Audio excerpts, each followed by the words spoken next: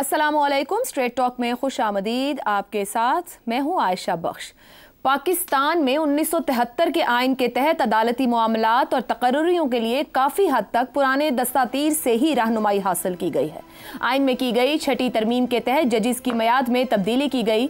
General Zia के दौर में तो PSCO के तहत अपनी मर्जी के जजिस को ही ओहदों पर कायम रखा गया। 90 के जमहूरी दौर की बात करें तो 1993 में पीपल्स पार्टी ने न सिर्फ कई जजिस को सुपरसीड करके जस्टिस सज्जाद अली शाह को चीफ जस्टिस बना दिया, बल्कि बहुत से सियासी रुझान रखने वाले वकला को हाई कोर्ट के जज भी बनाया गया। 1996 में अल जिहाद ट्रस्ट केस के तहत चीफ जस्टिस साहिबान की तकर्रुरी में सीनियरिटी के उसूल को तस्लीम किया गया। मुशर्रफ दौर में फिर जजिस ने PCO के तहत हल्फ लिया, मगर 2007 में चीफ जस्टिस इफ्तिखार चौधरी के खिलाफ रेफरेंस की बिना पर मुल्क भर में वकला तहरीक का आगाज हुआ, जिसने अदालती ढांचे पर अहम सवाल खड़े किए। 2008 में जमहूरियत बहाल हुई तो 2010 में 18वीं तरमीम के जरिए दूसरे मामलात के साथ साथ अदालती तकर्रुरियों के हवाले से भी तरामीम मुतारिफ करवाई गई। 18वीं तरमीम में आला अदालतों के जजिस की तकर्रुरी के लिए पहला कमीशन जुडिशल कमीशन था, जिसकी सरबराही पाकिस्तान के चीफ जस्टिस, सुप्रीम कोर्ट के 2 सीनियर जजिस और 2 हाई कोर्ट जजिस के साथ साथ अटॉर्नी जनरल, विफाकी और सूबाई वज़राए कानून, विफाकी और सूबाई बार काउंसिल्स के नुमाइंदे शामिल थे। नामजदगियां फिर दूसरे फोरम यानी पार्लिमानी कमेटी को तस्दीक के लिए भेजी जानी थी। पार्लिमानी कमेटी में 8 अरकान शामिल थे, 4 कौमी असम्बली से, 4 सेनेट से, जो हुकूमत और अपोजिशन के दरमियान बराबर बराबर तकसीम थे। मगर तरमीम के इन हिस्सों को सुप्रीम कोर्ट में चैलेंज कर दिया गया। सुप्रीम कोर्ट ने जो हिदायत दी उनको 19वीं तरमीम में शामिल कर दिया गया। और अब एक बार फिर मुल्क में अदालती इस्लाहात की बहस जारी है। अदालती इस्लाहात के हवाले से ही चेयरमैन पीपल्स पार्टी बिलावल भुट्टो का कहना है कि कोई शक नहीं कि 26 अक्टूबर 2024 को अगले चीफ जस्टिस मंसूर अली शाह होंगे। शहीद भुट्टो के कत्ल केस में इंसाफ के लिए 50 साल इंतजार करना पड़ा। सुप्रीम कोर्ट में 15% सियासी केस है, लेकिन 90% वक्त ले जाते हैं। आम आदमी का इंसाफ का केस साल हा साल तातुल में रहता है। हाई कोर्ट में भी आम आदमी को इंसाफ नहीं मिलता। चेयरमैन पीपल्स पार्टी के मुताबिक पाकिस्तान में अदालती इस्लाहात की जरूरत है। इस पूरे तनाजुर में देखना होगा कि अब जजिस की तकर्रुरी के लिए क्या तरीक़ाकार इख्तियार किया जाएगा और सबसे बढ़कर पाकिस्तान के जजिस की तकर्रुरियों के लिए कौन सा तरीक़ाकार बेहतरीन साबित हो सकता है। इसी पर गुफ्तगू करेंगे। पैनल में हमारे साथ हैं हमाद गजनवी, इफ्तिखार अहमद, शहजाद चौधरी और जैगम खान साहब। आप चारों का शुक्रिया। प्रोग्राम का सवाल, ना पार्लियामेंट सही चल रही है ना अदालती सिस्टम। बिलावल भुट्टो, पार्लियामेंट और अदालती सिस्टम को बेहतर बनाने के कई तजर्बात, नताइज सबके सामने। खुद पार्लियामेंट और अदलिया का कितना किरदार। जैगम साहब, एक पूरी तारीख है और ख़ुद बिलावल भुट्टो एक पार्टी के सरबराह के तौर पर ये कह रहे हैं कि ना पार्लियामेंट सही चल रही है ना अदालती सिस्टम और ज़रूरत है चीज़ों को दुरुस्त करने की। इनका कितना किरदार है जहां आज हम खड़े हैं पार्लियामेंट और अदलिया का? बिलावल साहब ने ठीक फरमाया, न पार्लियामेंट ठीक चल रही है, न अदलिया ठीक चल रही है। अच्छी बात यह है कि बिलावल भुट्टो ठीक चल रहे हैं। इस बहरान में बिलावल भुट्टो ने वाज़े तौर पर यह फैसला कर लिया है, जो नज़र आता है कि वो अपने वालिद साहब के नक्शे कदम पर चलेंगे। वो जरदारी जूनियर ही बनेंगे, वो भुट्टो की लेगेसी को आगे लेकर नहीं चलेंगे। इस आईनी पैकेज पर, जिस पर किसी वकील से किसी से पूछ कर देख लीजिए, आप खुद उसको पढ़ कर देख लीजिए, इसकी वो डील मेकिंग के लिए निकले फिरते हैं। ये उनकी पहली इस तरह की एक सियासी एंगेजमेंट है। मुबारक हो उनको। मोहसिन नकवी के साथ, मोहसिन नकवी जैसे मिशन पर अल्लाह उनको मज़ीद कामयाबियां दे। एक ऐसे मिशन पर, एक ऐसी दस्तावेज़ पर जिस पर मौलाना भी रजामंद होने को तैयार नहीं है। उन्होंने ठीक कहा, जहां अधूरी जमहूरियत होती है वहां इदारों के दरमियान में, पिलर्स के दरमियान में टेंशन होती है, जिसको कहते हैं फेंस मेकिंग। क्योंकि बाउंड्री, सरहदें क्लियर नहीं होती तो हर इदारा अपनी सरहद बढ़ाने की कोशिश कर रहा होता है, ज़्यादा से ज़्यादा जगह लेने की कोशिश कर रहा होता है। लेकिन इसका हल क्या है? क्या इसका हल ये है एक इदारे को तबाह कर दिया जाए? क्योंकि अदलिया पार्लियामेंट को उतनी तवज्जो नहीं देती जितनी देनी चाहिए, अगरचे इस वक्त वो दे रही है। हम देख रहे हैं कि बहुत अरसे से पार्लियामेंट की कानून साजी का वो एहतराम कर रही है। जब उसने पार्लियामेंट की सुप्रीमेसी को तस्लीम कर लिया है, जब उसने पार्लियामेंट की कानून साजी का एहतराम करना शुरू कर दिया है, जब वो काम ये नहीं कर रही थी तो ये नेड़े नहीं लग रहे थे, ये खुशामदे कर रहे थे। जब वो प्रोजेक्ट चला रही थी तो उनकी हिम्मत नहीं होती थी, उनकी हर बात मानते थे। मामला यहां था कि बंदियाल साहब को भी, जिसके खिलाफ ये बातें करते नहीं थकते, उनके मनपसंद जज मुस्लिम लीग नवाज ने खुद से दे दिए। लेकिन इस वक्त हल ये है कि आप जिस साइड पर खड़े हैं उसको बेहतर बनाएं। आप पार्लिमान वाले हैं तो पार्लिमान को मजबूत बनाएं, लेकिन क्या आप पार्लिमान वाले हैं? आप सियासी जमातों के मालिक हैं या पार्लिमानी जमहूरियत के बड़े हैं? ये तो जरा फैसला कर लें। मुझे तो ये मालिकान नजर आते हैं। मैं आपको एक दो मिसालें दे देता हूं। बाजवा साहब की एक्सटेंशन होनी थी और इकट्ठा किया गया तमाम एमएनएस को मुस्लिम लीग नवाज के। ख्वाजा साहब ने, जो बहुत बड़े जमहूरियत के चैंपियन हैं, उन्होंने कहा मियाँ साहब फरमांदे ने, वो आपने क्लिप शायद देखा होगा जिसमें वो पीर साहब फरमांदे ने जरा दबाल ना पावे, तो मियाँ साहब फरमांदे ने बाजवा साहब ने एक्सटेंशन देनी है। तो सिर्फ एक एमएनए खड़ा हुआ था, गुजरांवाला का चीमा। उसने कहा था हजूर अभी तो हमारा गला नहीं सूखा बाजवा के खिलाफ बातें करते करते, आप एक्सटेंशन दिलवाने हैं। ख्वाजा साहब ने कहा मियाँ साहब दा हुक्म है। आप एक और बात मैं आपको बता देता हूं, सबसे अहम तरीन काम जो पार्लिमान करती है पूरे साल में, एक कानून रूह होता है पार्लिमान की, पार्लिमान की ताकत की अलामत होता है, वो होता है बजट। आपको पता है बजट मेकिंग दुनिया में कैसी होती है? और ये जो मालिकान है बड़ी पार्टियों के, इन्होंने कितना अख्तियार दिया है पार्लिमान को? जीरो पार्लियामेंट का रोल है। बजट के बगैर पार्लिमान की क्या हैसियत है, आप मुझे बताइए। बजट में जिसका हिस्सा ना हो, बजट में अख्तियार ना हो, उसकी टके की हैसियत नहीं होती। कैसे बनता है बजट? आके डंप कर दी जाती हैं किताबें और कहते हैं जी करो पास। ठीक है। दुनिया भर में पार्लियामेंटें 6-6 महीने कम से कम बजट मेकिंग में एंगेज रहती हैं। ठीक हो गया। हर कमेटी अपनी मिनिस्ट्री के मुताबिक बजट मेकिंग देखती है। तो भाई अपने घर को मजबूत करो, दूसरे जो पिलर्स हैं उनको डिमोलिश करने की कोशिश ना करो, घर मजबूत। कुछ हाथ नहीं आएगा। ठीक। आप जब एग्जीक्यूटिव के मातहत कर दोगे सुप्रीम कोर्ट के, तो कल आपको वो कीमत देनी पड़ेगी कि नानी का घर याद आ जाएगा। ठीक है जी, ठीक हो गया, ठीक हो गया। इफ्तिखार साहब, पाकिस्तान में अदालती इस्लाहात की ज़रूरत है। बिलावल भुट्टो ने ये भी अपने इंटरव्यू में कहा। अब 90 में जजों की तैनाती का मयार आपको भी अच्छे से याद है, पाकिस्तानी तारीख का हिस्सा है। 19वीं तरमीम कबूल की पार्लियामेंट ने दबाव के नीचे आकर।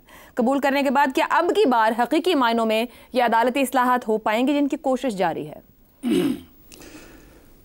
बड़े मज़े की बात है कि बात हो रही है बेहतरी की तरफ, बात हो रही है पाकिस्तान के अवाम के मसाइल के हवाले से कि उनको इंसाफ बर वक़्त नहीं मिलता। मजिस्ट्रेट की अदालत, सिविल कोर्ट की अदालत, सेशन जज की अदालत, हाई कोर्ट की अदालत और सुप्रीम कोर्ट की अदालत। और एक गिरोह है पाकिस्तान के अंदर जो इस किस्म की तब्दीली की हमायत करने के बजाय डट के इसकी मुखालफत कर रहा है और इसको मुख्तलिफ़ किस्म के रंग पहना रहा है। आज ये बात की जाएगी तो फिर भी इनका रवैया यही होगा इस गिरोह का। अगर 10 साल के बाद ये बात की जाएगी तो ये 10 साल के बाद कोई नई तोजी ढूंढ लेंगे कि जनाब अदालती निज़ाम में मदाखलत नहीं होनी चाहिए, उसको बेहतर करने के लिए कानून साजी नहीं होनी चाहिए। मुझे छोटी सी अर्ज़ करनी है, ये लोग कहाँ थे जब 19वीं तरमीम हुई? इनको नज़र नहीं आ रहा था कि 19वीं तरमीम किसके कहने पे हुई और किसके दबाव पे हुई? क्या ये पार्लियामेंट को सबऑर्डिनेट बनाना चाहते हैं कोई जजिस के? क्या पाकिस्तान का मामलात को 17 या 21 जजिस तय करेंगे या पाकिस्तान की पार्लियामेंट के नुमाइंदे तय करेंगे? क्या ये उस आइन को मानने को तैयार हैं जो आइन मुतफ़िका तौर पर तय किया गया और उसमें तरीक़ेकार का तयन किया गया कि सुप्रीम कोर्ट क्या होगी, हाई कोर्ट क्या होगी, अदालतें क्या होंगी, अदारे क्या काम करेंगे, इलेक्शन कमीशन क्या काम करेगा? बिल्कुल ये हक पार्लियामेंट का है कि जब वो मुनासिब समझे तो उसमें तब्दीली करे और तब्दीली करने के तरीक़ेकार जो है वो असेंबली का फ्लोर है और सियासी पार्टियां उस फ्लोर पे अपनी तरामीम को पेश करने का पूरा हक रखती हैं। अगर उनको दबाव में लाया जाए उनको धमकाया जाए, उनके खिलाफ मुजाहरों की धमकियां दी जाएं और उनसे बारगेन करने की कोशिश की जाए, तो ये तो फिर जमहूरियत नहीं है। ये तो फिर एक ऐसा खेल है जो काबिल कबूल नहीं होगा। जब पार्लियामेंट के अंदर फ्लोर ऑफ द हाउस पे एक चीज़ पेश कर दी जाए और वो मुनासिब नहीं है, बकौल बहुत माहिरीन के, बकौल बहुत पढ़े लिखे लोगों के, तो साफ ज़ाहिर है वो वोट आउट हो जाएगी, उसको वोट नहीं मिलेंगे, वो कानून नहीं बन पाएगा, वो कानून का हिस्सा नहीं बन पाएगा। लेकिन उससे पहले जो खेल की जा रही है, ये खेल क्या है? मैं एक सवाल करूं, आपकी गुफ्तगू से एक सवाल ज़हन में आ रहा है। हम इदारों के अंदर ऊपर जब जैगम साहब ने बात की, हम एक कह रहे हैं कि सेंस मेकिंग वाला मामला, कोई इदारा किसी दूसरे को इदारे को कमजोर कर सकता है, या हर इदारे को अपने इख्तियार के मुताबिक अपने आप को खुद स्ट्रेंथन अप करना है? मतलब हर इदारा अपनी जगह इतना मजबूत है होना चाहिए उसको इस वजह से कि दूसरा इदारा उसे आगे कमजोर कर लेगा। सबसे बड़ी बात है कि पार्लियामेंट सबसे बड़ा इदारा है, बाकी तमाम इदारे पार्लियामेंट के ताबे हैं, आइन के ताबे हैं, और आइन के ताबे जो अदारे होंगे, जब वहाँ पे तब्दीली की ज़रूरत उनमें होगी तो वो बात पार्लियामेंट में जाएगी, पार्लियामेंट फैसला करेगी। यहाँ पे तो कहा जा रहा है कि पार्लियामेंट को फैसला करने का हक ही नहीं है, ये गलत हो रहा है। देखें 19वीं तरमीम जब हुई तो उस वक्त तो ये लोग नहीं बोले कि ज्यादती हो रही है। आज ये कहते हैं कि जी नहीं, ये जो पेश किया गया, कोई पार्लियामेंट के किरदार पे भी सवाल आता है ना। आप कह रहे हैं सबसे बड़ा इदारा क्यों दबाव में है? सुन तो लो ना, फिर अब बात मैं कर रहा हूं तो let me explain my point of view. Don't try to teach me कि what I have to say, what मुझे क्या कहना चाहिए। ये हो रहा है इस मुल्क में कि दबाव डाला जा रहा है कि क्या कहना चाहिए और ये क्या नहीं कहना चाहिए। पार्लियामेंट ने वो जो गलती की उसका एतराफ़ उनको हो गया, और इसी बिना पर वो कोशिश कर रहे हैं कि एक ऐसा कानून लेके आया जाए जिसमें ये तय हो जाए कि किसके पास क्या इख्तियार है। ठीक हो गया। अगले के पास ये इख्तियार नहीं है कि वो जो चाहे करे और जो चाहे फैसले करे, और ऐसे फैसले करे जिसकी आइन इजाजत नहीं देता, और ऐसे फैसले हुए हैं। एक मिनट, जो चाहे का इख्तियार तो किसी के पास नहीं है। हौसला करें जरा। और ऐसे फैसले हुए हैं, या तो हो कि फैसले ना हुए हो तो ये बात हो। जब ऐसे फैसले हो रहे थे तब पार्लियामेंट खामोश थी। पार्लियामेंट को खामोश नहीं रहना चाहिए। आप पार्लियामेंट बोल रही है तो आप लोगों को उलझन हो रही है। नहीं, हमें कोई उलझन नहीं हो रही है। आज भी पार्लियामेंट के किरदार का सवाल है, उसकी मुशावरत नहीं है। बात सुने, चार्टर ऑफ डेमोक्रेसी की बहुत तारीफ की गई, दानश्वरों ने बड़ी बातें की। आज जब चार्टर ऑफ डेमोक्रेसी पर अमल दरामद करने की कोशिश की जा रही है, मैं कहता हूँ कोशिश नाकाम हो जाएगी। अगर वोट नहीं होंगे, वोट आउट हो जाएगी, बात खत्म हो जाएगी। लेकिन जो धमकियां दी जा रही हैं, जो कहा जा रहा है ये नहीं करोगे तो ऐसा हो जाएगा, वो नहीं करोगे तो हम ये कर देंगे, पार्लियामेंट को ब्लैकमेल करने वाले लोगों को समझ आनी चाहिए कि अगर पार्लियामेंट को ब्लैकमेल किया और अगर आइन का मजाक उड़ाया गया तो फिर ये रियासत बहुत सारे खदशात का सामना। बहुत बड़ी बात कह रहे हैं, पार्लियामेंट को ब्लैकमेल करने वाली आप बात। पार्लियामेंट पूरी ताकत और इख्तियार रखती है। शहजाद साहब, ना पार्लियामेंट सही चल रही है ना अदालती सिस्टम। बिलावल भुट्टो ये कह रहे हैं कि आप बार बार डीरेल होने वाला सिस्टम जिम्मेदार है। मैं गिलानी साहब, नवाज शरीफ साहब, यानी जिस तरह वज़ीर आज़म गए, हुकूमतें गई, उनकी बात करूं, पार्लियामेंट जिम्मेदार है, अदालती सिस्टम जिम्मेदार है? देखिए 342 या 336 अरकान जो हैं, ये बच्चे हैं, ये जो इलेक्टो के आते हैं, मैंडेट के साथ पावर लेके आते हैं पार्लियामेंट के अंदर, उनको पार्लियामेंट्री पावर का, पार्लियामेंट्री ताकत का अंदाजा नहीं है। उनको ये कितने बच्चे हैं, ये कौन इनको खिलाता है, कौन लेके आता है जो इतना हावी होता है इनके ऊपर कि ये अपनी मर्जी की बात अब कर ही नहीं सकते, बता नहीं सकते, ये नहीं कह सकते। मैंने तो अगले दिन कहा था इनके हाथ पकड़ के कोई वोट डलवाता है। 3 चीजें हैं ना जिनके ऊपर कहा गया कि आपने फाइनेंस बिल के ऊपर वोट करना है, अपनी लीडर की मर्जी के मुताबिक, वोट ऑफ कॉन्फिडेंस के ऊपर देना है, और जब कोई अमेंडमेंट आएगी उसके मुताबिक। ऐसे ही है। तो फिर बाकी जो जगह हैं उसके ऊपर तो ये अपनी आवाज उठा सकते हैं ना, और विद इन देयर पार्टीज वो आवाज उठा के जब वो बात कही जा रही होती है, चाहे वो ख्वाजा आसिफ साहब कह रहे हो, नवाज शरीफ साहब कह रहे हो, या कोई और कह रहा हो, तो उस वक्त बोल सकते हैं, कह सकते हैं कि जी हमें ये एक्सेप्टेबल नहीं है, और लोग छोड़ के जाते हैं पार्टियों को, नहीं वोट करते ऐसी सिचुएशन के अंदर। तो ये कहना कि पार्लियामेंट जो है इसके ऊपर कोई ऐसी ताकत हावी हो गई है, कोई ऐसा साया पड़ गया है कि इनकी अकल पे ताले पड़ गए हैं, मैं तो इस पीछे भी यकीन नहीं रखता। देखिए जो बिलावल साहब की बात है बिल्कुल 100% दुरुस्त है, बिल्कुल दुरुस्त है, क्योंकि एक पार्लियामेंट जिसका मकसद लेजिस्लेशन अवामी मफाद में होनी चाहिए, जब वो सिर्फ मुक़्तदरा या किसी अपने सियासी पेशवाओं के मफाद में या अपने अशराफिया के मफाद में लेजिस्लेशन करती है, तो अपनी जो उसकी जिम्मेदारी है उसे पहलू तय करती है। वो अपना जो उसका मकसद है उसको डिफीट करती है, अपने हाथ से डिफीट करती है। जब फाइनेंस बिल के ऊपर वो डिबेट नहीं करती और किसी पॉलिसी के ऊपर डिबेट नहीं करती, क्योंकि पढ़ के नहीं आती, उसके ऊपर अपनी अपनी अपनी राय का इजहार नहीं करते, सिवाय एक दो लोगों के उठ के जो कि उसके ऊपर बोलते हैं, तो मेरा ख्याल है पार्लियामेंट फेल कर रही है। दूसरी बात, मुझे ये बताइए कि वो अदलिया क्यों फेल हो रही है जिसने पहले मिसालें मौजूद हैं, जैसे अतर में नल्ला जब ये इस्लामाबाद हाईकोर्ट का जिस किस्म का सियासी मुकदमा जाता था वापस भेज देता था कि ये मेरा काम नहीं है, इसको जाके खुद हल करें। ये हमारी इसी अदलिया के अंदर हो चुका। एक चीफ जस्टिस साहब सुप्रीम कोर्ट के, उनके पास एक प्रेसिडेंट ने रेफर किया 62(1)(f) का मामला।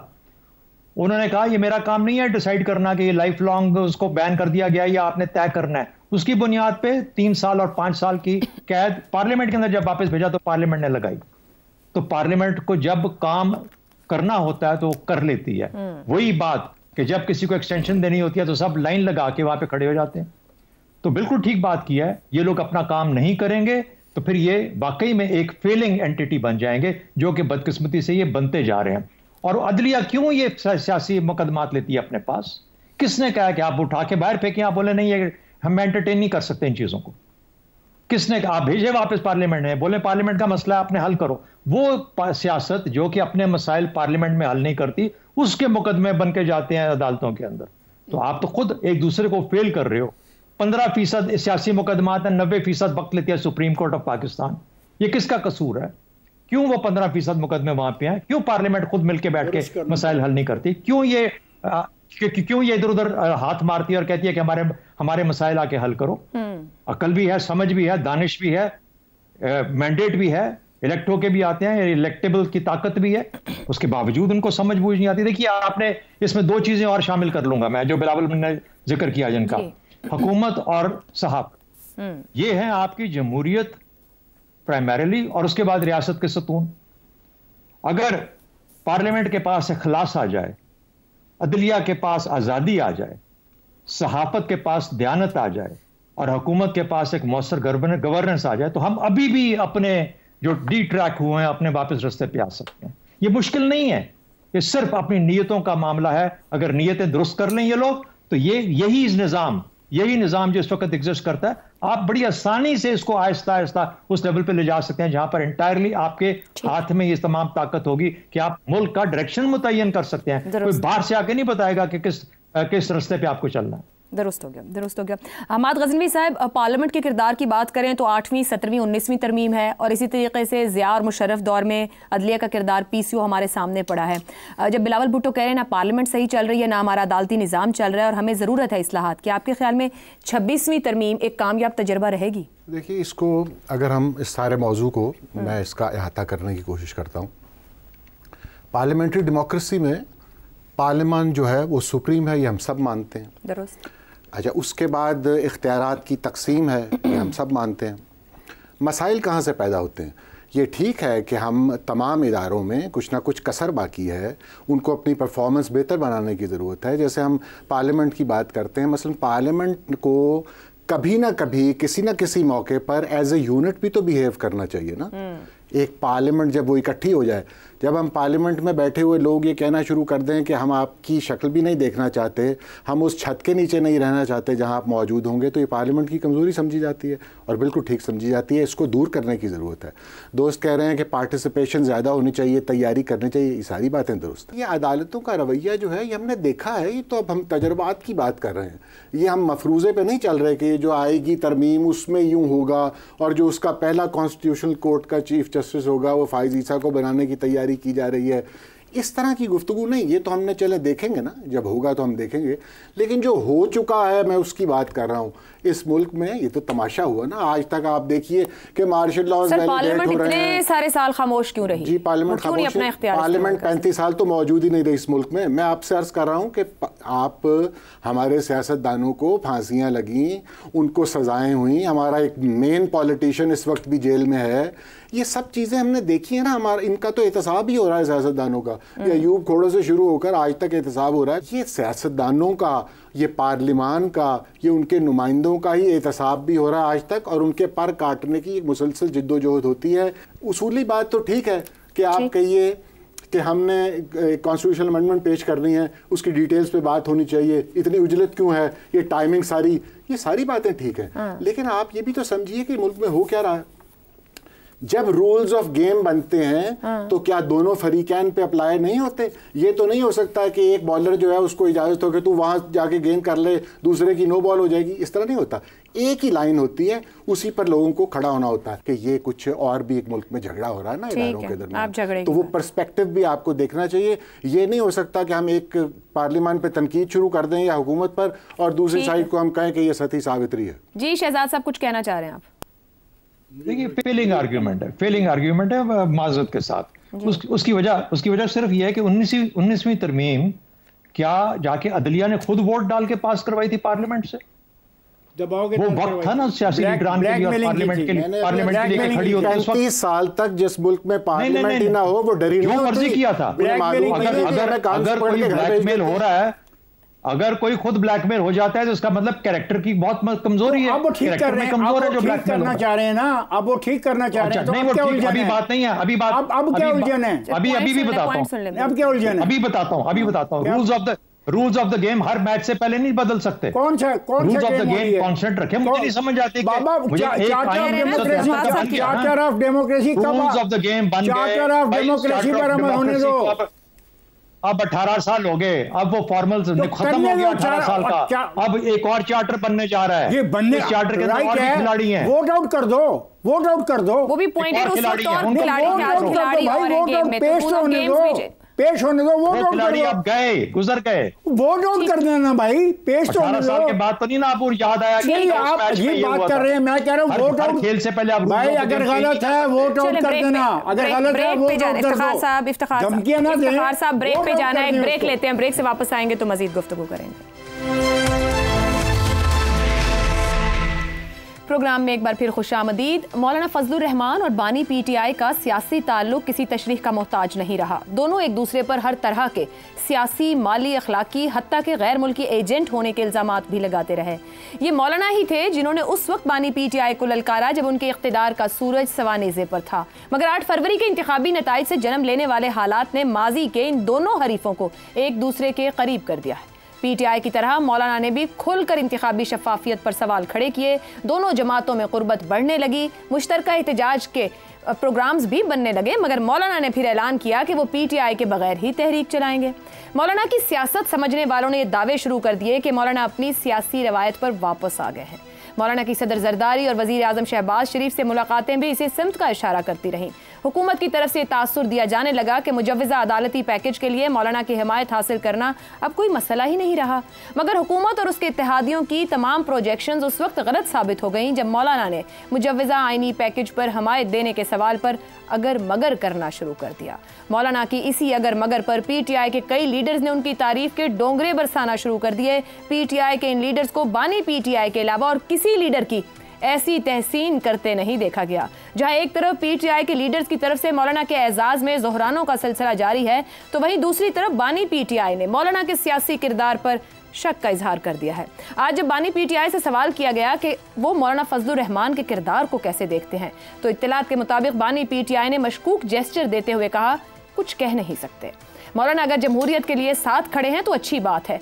ऐसे में सवाल पैदा होता है कि क्या बानी पीटीआई मौलाना के पूरे सियासी किरदार को देखते हुए दुरुस्त सियासी अंदाजा लगा पा रहे हैं? पैनल के लिए सवाल इस तरह से, मौलाना के सियासी किरदार के बारे में कुछ नहीं कह सकते, क्या बानी पीटीआई मौलाना के सियासी अज़ाइम की दुरुस्त रीडिंग कर रहे हैं? शहजाद साहब, दोनों लीडर्स का माजी भी है और आपस का जो ताल्लुक सियासी तौर पर हम देखते रहे हैं वो सब मौजूद है। आपको लगता है बानी पीटीआई अभी तजब्जुब में है या बिल्कुल दुरुस्त अंदाजा लगा रहे हैं मौलाना की आने वाले दिनों की सियासत को लेकर? मेरा ख्याल है बानी पीटीआई से ज्यादा जो पाकिस्तान के अवाम है ना, उनकी जजमेंट इस वक्त ज्यादा जरूरी और ज्यादा अहम होगी। बानी पीटीआई की जो भी अपनी मर्जी सोच हो, उससे मेरा ख्याल है कि कोई उसके सियासी इख्तलाफात भी हो सकते हैं, उसके बाकी सियासी अपने अज़ाइम भी हो सकते हैं, तो उससे कतई नज़र, उससे बढ़ के जो ज़्यादा बड़ा सवाल है वो ये है कि पाकिस्तान के अवाम आज की सियासत को किस नज़र से देखेंगे। ये आज हम फैसला नहीं कर सकते, आने वाला वक्त डिटर्मिन करेगा कि जो पाकिस्तान के अवाम है वो पीछे जब देखेंगे इस लम्हे को, इस मौके को, तो वो किस तरीके से डिफाइन करेंगे कि किसकी सियासत कैसी थी। मुझे कहने दीजिए कि चार्टर ऑफ डेमोक्रेसी जिस तरह 2006 में अहम था, आज के दौर में गो के एक फॉर्मल चार्टर ऑफ डेमोक्रेसी नहीं वर्क हो रहा पार्टीज के बीच में, लेकिन इनफॉर्मली वर्क हो रहा है। जिस तरह से आपस में मेल जोल जारी है, जिसके अंदर पीटीआई बावजूद इसके कि वो एक बिल्कुल एक हरीफ के तौर पे एक साइड पे खड़ी है, वो भी उसकी भी मुलाकातें चल रही हैं। तो मुझे यूं लगता है कि एक मिल के एक ऐसा माहौल बन रहा है जिसके अंदर एक informal charter of democracy design जरूर होगा, उसके खदोखाल जरूर तय होंगे, चाहे उसके ऊपर दस्तखत हों, चाहे उसको ये कहा जाए या ना कहा जाए। अगर ये चीज सही है और अगर मैं ये मफरूजा कहूं कि अगर ये सही मफरूजा है, तो फिर क्या आज का लम्हा एक तारीखी लम्हा है जिसके अंदर ये फैसला किया जाएगा, आने वाला तारीखदान जो होगा वो ये कहेगा कि तारीख के सही सिमत में कौन लोग थे और तारीख के किस सिमत में गलत लोग, या लोग जो इस तरफ खड़े थे वो गलत थे। मेरा ख्याल है कि उसका तयन होने जा रहा है। ये जमहूरी सफर में पाकिस्तान के हिसाब से बहुत ही अहम मौका है आज का जो मौका है। ठीक हो गया। तो इसलिए मेरा अपना अंदाजा ये है कि ये एक बहुत ये डिसाइड करेगा। दूसरी बात, ये जो आप देखते हो ना मैंगल साहब या मौलाना फजल रहमान, कल भी मैंने कहा था एक अवामी दबाव, एक अवामी परसेप्शन का दबाव, प्रेशर तो है ही है, इसी नजरिए के नीचे जो मैंने बात की है, लेकिन साथ ही साथ ये लोग अपनी मुस्तकबिल की सियासत के लिए भी अपने आप को पोजीशन कर रहे हैं।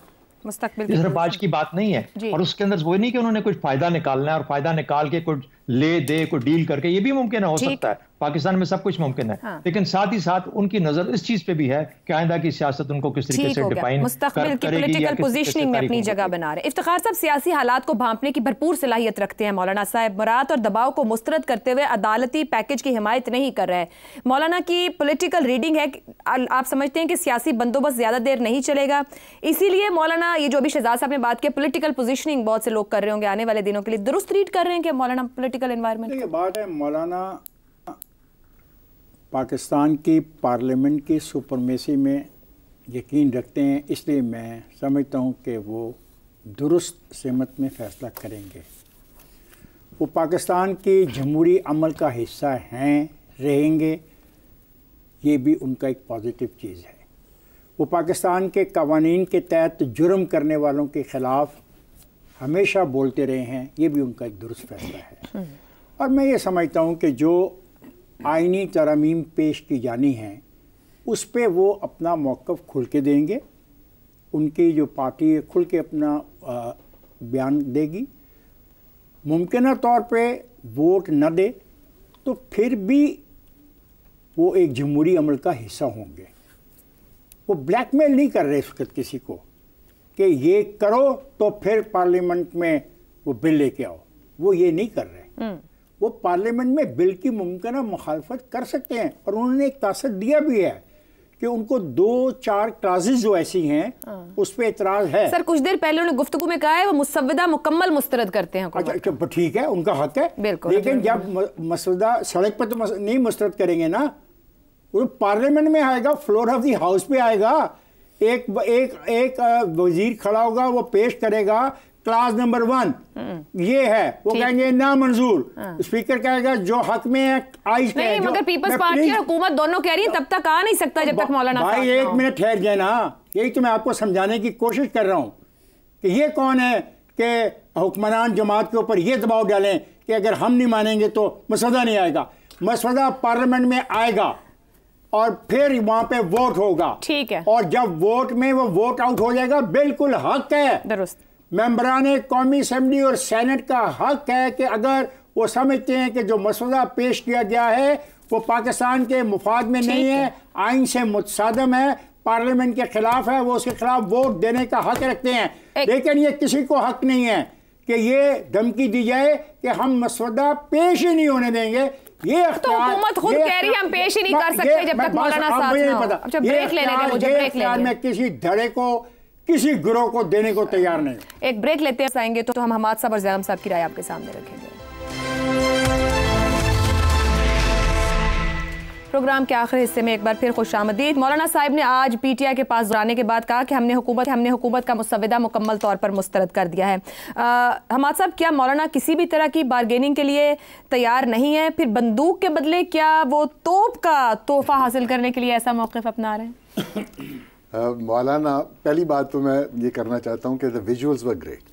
यानी असद कैसर साहब के घर जब मैंने देखा मौलाना साहब को जाते हुए, मुस्कुराहटें नहीं खत्म हो रही थी मौलाना साहब के अंदर जाते हुए। जी, तो बहुत अच्छे विजुअल्स थे। ये जो हम बात कर रहे हैं कि एक दूसरे के बारे में वो क्या राय का इजहार करते रहे, और उसके बाद ये विजुअल उस सूबे के लिए, मैं समझता हूँ अच्छे मुल्क के लिए सारे अच्छे हैं। हम तो ये बात ही ये कर रहे हैं कि सियासतदानों के दरमियान कम से कम इतने ताल्लुकात। उन्होंने खान साहब के बारे में कमेंट करने से भी गुरेज किया। उन्होंने कहा मैं भी कोई कमेंट आते जाते तो आ जा रहे हैं अब वो। सही। अच्छा, ब्रॉडर अगर एक कंसेंसस डेवलप करने की कोशिश हो रही हो या ना, लेकिन लग तो यही रहा है कि चीज़ें उस तरफ जा रही हैं। यानी पीपल्स पार्टी, बिलावल भुट्टो साहब कह रहे हैं कि हम मिलकर मौलाना साहब के साथ एक ड्राफ्ट डेवलप करेंगे अपना।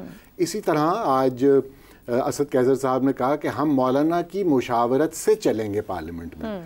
तो मौलाना का वज़न सियासी भी बढ़ रहा है और वैसे उमूमी तौर पर भी अच्छी बात हो रही है। वज़न किस तरह बढ़ रहा है कि एक 90 सीटों वाली पार्टी कह रही है कि हम मौलाना की मुशावरत से आगे बढ़ेंगे।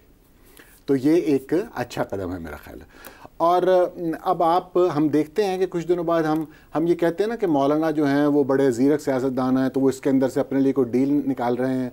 मेरा ख्याल है ये डील के अलावा ये वैसे भी एक सियासत का भी एक तकाजा है, और उनकी वहाँ पर सियासत जो है उस सूबे में, क्योंकि उनको एक चैलेंज का सामना, और बहुत बड़ा चैलेंज है वो पीटीआई की शक्ल में, तो लिहाजा उनको अपनी पोजीशनिंग भी, जैसे हमारे दोस्त कह रहे थे, वो अपनी पोजीशनिंग भी कर रहे हैं। लेकिन इसका मतलब ये नहीं है कि वो आइंदा कभी आइनी तरामीम का साथ नहीं देंगे। ये मेरा ख्याल है ये भी सादगी की बात होगी। लेकिन ये बात दुरुस्त है कि वो उसमें जो चीज़ें समझते हैं कि मायूब हैं और जिस पे उनकी सियासत पे हर्फ आ सकता है, उनको वो ज़रा निकलवाने की कोशिश करें और अपनी चीज़ें ज़रा उसमें शामिल करवाने की कोशिश करें। लेकिन बहरहाल ये नहीं, इससे ये अखज़ करना चाहिए कि ये मौलाना जो हैं वो तरामीम के मामले से बिल्कुल बाहर हो गए हैं और उन्होंने कह दिया मैं मुसव्वदा यकसर मुस्तरद करता हूँ, तो इसका मतलब है कि वो दोबारा आने वाली आइनी तरामीम को सपोर्ट नहीं करेंगे। मेरा ख्याल ऐसा नहीं है मामला। दुरुस्त हो गया। ज़ैगम साहब, पाकिस्तानी मारूज़ के मुताबिक मौलाना ने हमेशा रिवायती सियासत ही की है। केपी में उनको इसी वजह से भरपूर नुकसान उठाना पड़ा। मैं वोटर वाइज बात कर रही हूँ। क्या बगैर रिवायती सियासत का जेस्चर देकर वो केपी के वोट बैंक को वापस लेना चाह रहे हैं? और अगर वाकई ऐसा है तो क्या केपी का वोटर बल्ला छोड़कर किताब की तरफ आ जाएगा? मौलाना कामयाब होंगे? देखिए, वो एक शायर ने कहा है कि हर आदमी में होते हैं 10-20 आदमी। मैं 2 मौलाना को जानता हूँ। एक मौलाना वो हैं जो देवबंद की रिवायत के अमीन है। वो देवबंद जो अंग्रेज़ों के ख़िलाफ़ आज़ादी की जिद्दोजहद में खड़ा हुआ था और सौबतें बर्दाश्त की थी। और दूसरे वो मौलाना हैं जो बड़ी प्रैक्टिकल रियल पॉलिटिक करते हैं और पेट्रोनेज की सियासत करते हैं। मैंने मौलाना को देखा है ज़ियाउल हक की जेल में जब वो गए थे और ज़ियाउल हक के ख़िलाफ़ खड़े हुए थे। कोई मजहबी जमात ज़ियाउल हक के ख़िलाफ़ खड़ी नहीं हुई थी, मौलाना खड़े हुए थे। उस वक्त JUI भी तकसीम हो गई थी। मैंने देखा है मौलाना को कि मौलाना दहशतगर्दी के ख़िलाफ़ खड़े हुए, उनकी शहादतें हुई, मौलाना पर ख़ुदकुश हमले हुए। एक मौलाना वो भी है। और दूसरे मौलाना वो हैं जो बहुत ही हकीकत पसंद सियासतदान हैं। मैं समझता हूँ उस वक्त पहला मौलाना, असूल पसंद मौलाना, आज़ादी पसंद मौलाना एक हकीकत पसंद सियासतदान पर गालिब आ गया है। इस वक्त ना वो इमरान की तरफ देख रहे हैं ना जरदारी की तरफ। और ये इंदिया उन्होंने खुद दिया। हो सकता है मेरी खुशफहमी हो, लेकिन उन्होंने खुद कहा कि हमने मुसव्वदा पढ़ा और कौम और मुल्क की अमानत में इससे बड़ी खयानत हो ही नहीं सकती थी कि अगर हम इस पर हुकूमत का साथ देते। ये मौलाना के अल्फाज हैं, बिल्कुल ऐसा, बहुत गहरे अल्फाज हैं। और मैं मुकम्मल तौर पर इत्तफाक करता हूं कि सुप्रीम कोर्ट के हाथ पांव बांध के एक तरफ फेंक दिए जाएं, चीफ जस्टिस वही मिलेगा। बिलावल कहता फिक्र ना करो। तो भाई चीफ जस्टिस किस चीज का होगा? वो तो सुप्रीम कोर्ट ऑफ पाकिस्तान ही नहीं रहेगी, सुप्रीम कोर्ट है। वो सिर्फ अपीलें सुनने की अदालत है।